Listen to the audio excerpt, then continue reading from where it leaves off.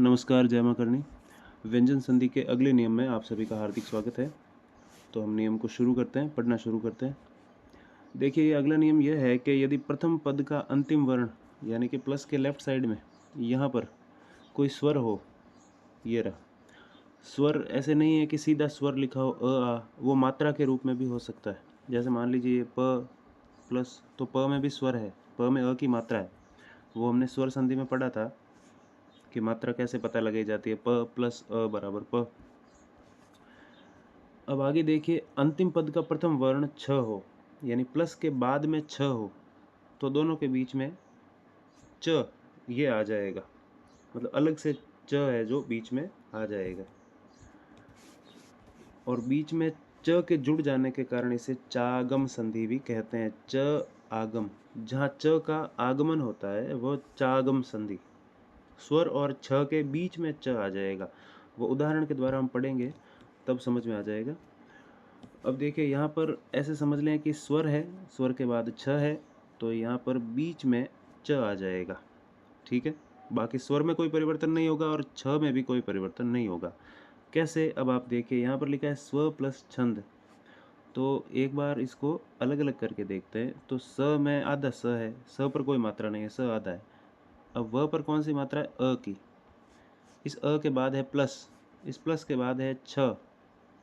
छ में भी अ की मात्रा है, वो अलग चीज़ है। अ के बाद आधा न है, फिर द है, ठीक है।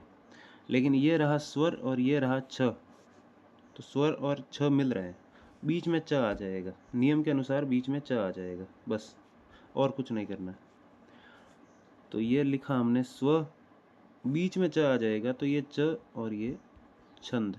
बाकी इसमें कोई भी परिवर्तन नहीं करना है। यदि स्वर यानी कि कोई, अब जैसे मान लीजिए कि पहले जो भी हमने ये व्यंजन संधि के जितने भी पढ़े थे, तो प्लस के पहले जो भी वर्ण आता था वो आधा होता था। यहाँ पर आधा नहीं है, पूरा है, क्योंकि यहाँ पर स्वर है, यहाँ पर व्यंजन नहीं है। व्यंजन के बाद में स्वर भी है, तो यहाँ पर व है, व के बाद में अ है। अगर मान लीजिए ये व ऐसे होता आधा, तो ये स्वर नहीं माना जाता, ये आधा वो माना जाता। लेकिन क्योंकि ये पूरा है, तो इसको स्वर माने, क्योंकि बाद में स्वर है। तो हो गया स्वच्छंद। ये अंडरलाइन किया मैंने, हलंत हटा देता हूँ, हलंत नहीं है, स्व प्लस छंद, स्वच्छंद। उसी तरह तरु छाया, यहाँ पर ऊ की मात्रा है, ऊ प्लस छ, तो हो गया तरु छाया। आप समझ रहे हैं ना कि यहाँ पर स्वर क्यों है, क्योंकि र में ऊ की मात्रा, व में अ की मात्रा नहीं होती, तो इनके नीचे ऐसे हलंत लगा हुआ होता। जैसे देखिए, मैंने क के नीचे हलंत लगाया, तब ये कुछ और ही हो जाता। लेकिन हलंत नहीं है मतलब पूरा है, पूरा है मतलब इसमें कोई न कोई मात्रा अवश्य है, भले अ आ ई उ ऊ री ए ऐ ओ औ कुछ भी हो।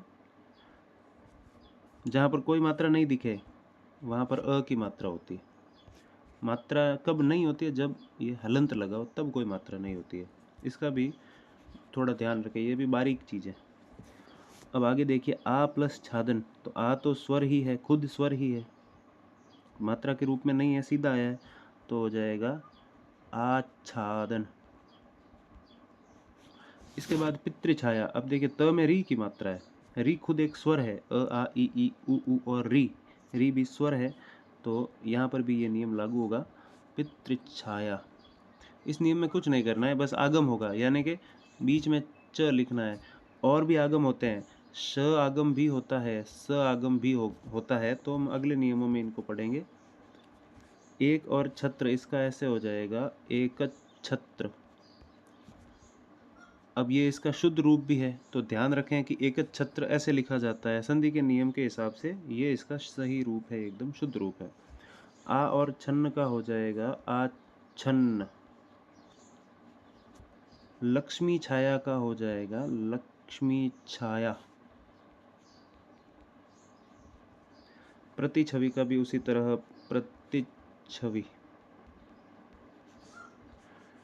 और अब कुछ संधि विच्छेद हम कर लेते हैं। संधि विच्छेद का पता कैसे लगाना है, इस नियम के अनुसार देखिए, स्वर और छ के बीच में च हो, तो च को हटा देना है, या फिर ऐसे ध्यान रखें, कि यदि छ के पहले आधा च हो तो उस आधे च को हटा दें और कुछ भी ना करें।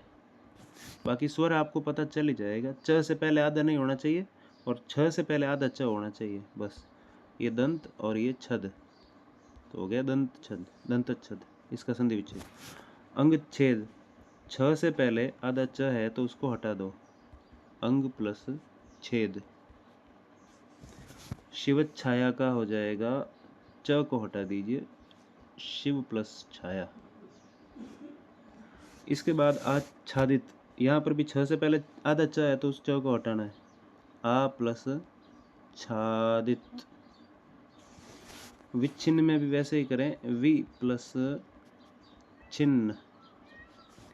और श्री छाया में होगा च हटाने के बाद श्री प्लस छाया।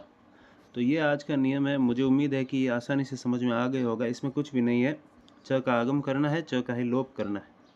जब संधि कर रहे हैं तब च को लिख दें, अतिरिक्त अलग से लिख दें, और जब संधि विच्छेद हो रहा है तो च को हटा दें। ठीक है, तो आज का ये नियम इतना काफ़ी है।